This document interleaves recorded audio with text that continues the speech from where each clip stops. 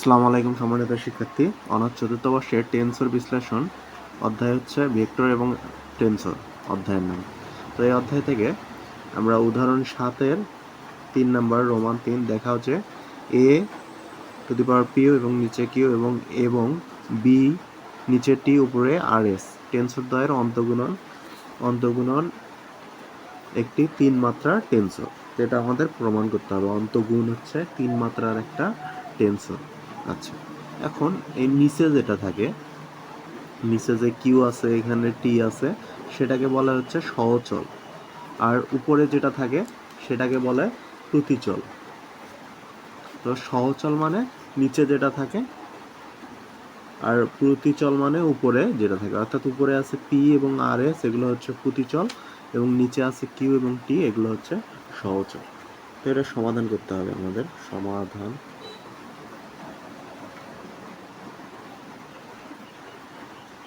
এ Q P যেটা এখানে আছে, এবং আরেকটা আছে কি বি টি আর এস, দুইটি টেন্সর। সুতরাং এই দুটা কিন্তু হচ্ছে আমাদের টেন্সর। সুতরাং টেন্সরের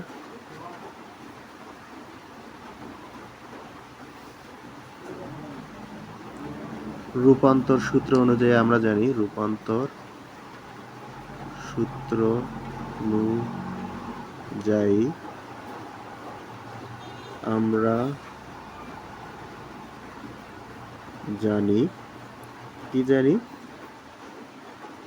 এক্ষেত্রে আমরা হচ্ছে A to the power P Q vector সমান আমরা এটা লিখতে পারি যে ডেল এক্স ভেক্টর তার উপর পি, নিচে ডেল এক্স উপরে এ।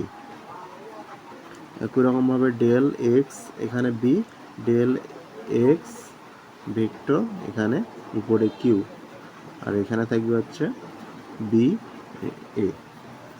এটা আমাদের জানা মান। তো এটাকে দেবো 1 নম্বর সমীকরণ।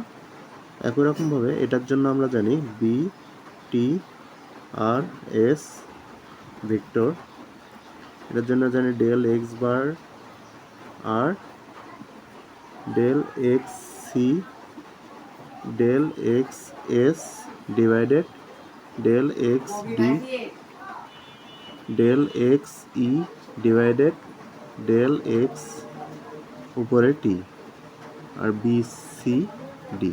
এটা কিন্তু আমরা জানি 2 নাম্বার। এটা বি টি আর এস এর জন্য। আচ্ছা, এখন এই 1 নম্বর এবং 2 নম্বর সমীকরণ আমরা গুণ করব, যেহেতু এখানে বলা আছে প্রশ্নে অন্তগুণ একটি 3 মাত্রার টেন্সর। আমরা গুণ করি তাহলে। তো 1 ও 2 গুণ করে পাই। গুণ করলে কি হবে? এ উপরে পি নিচে কিউ, বি উপরে আর এস নিচে T, equal to del X P del X A, আবার del X B del X bar Q, আবার এটা আমরা লাস্টে লিখব, এই যে অংশটা। আর এটা এখন এখানে ডেল এক্স আর ডেল এক্স সি, আবার del X bar S del X D, আবার del X E del X bar টি, বি প্রথমে এ বি এ, আবার বি সি সি ডি।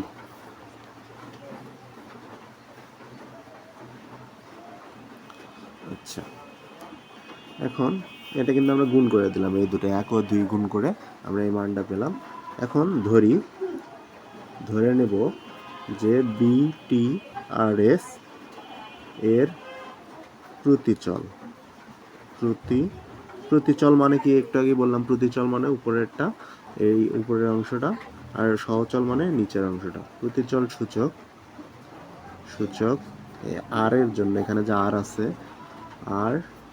আর এখানে এ কিউ পি, এত এর এটার প্রতিচল, আর এত এর সহচল মানে নিচের অংশটা সহচল। সূচক কিউ এর সমান, অর্থাৎ এই কিউটা এই আর এর সমান। তো আমরা আর ইকুয়াল টু কিউ বসিয়ে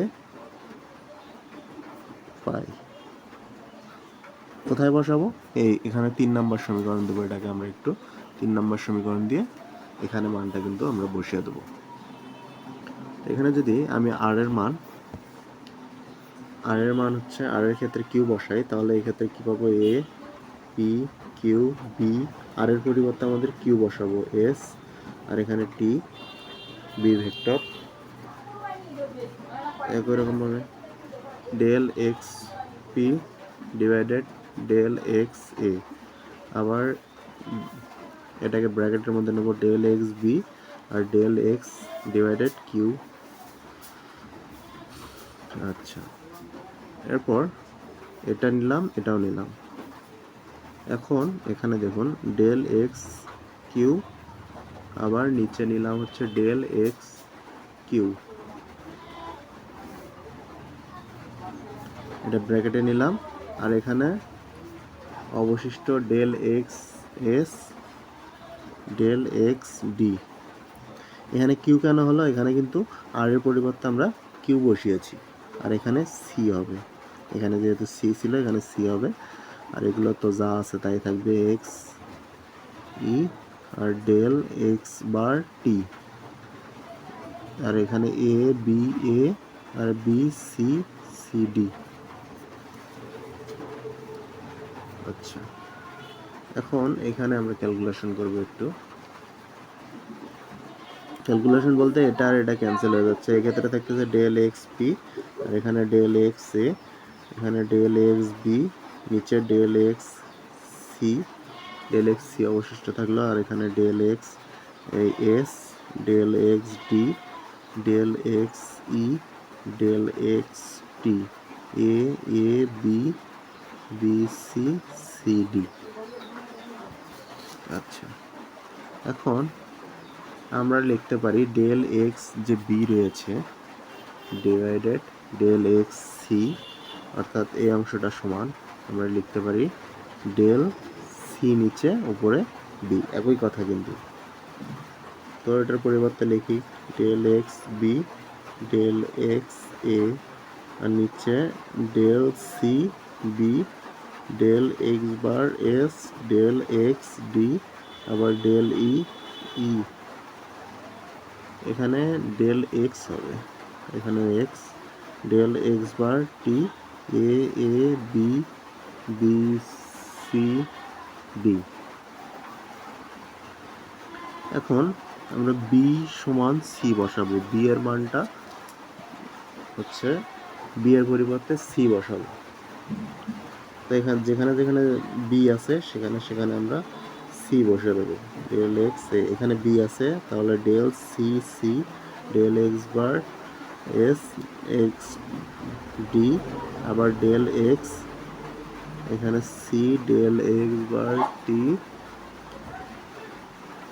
আচ্ছা, সি আরেকটা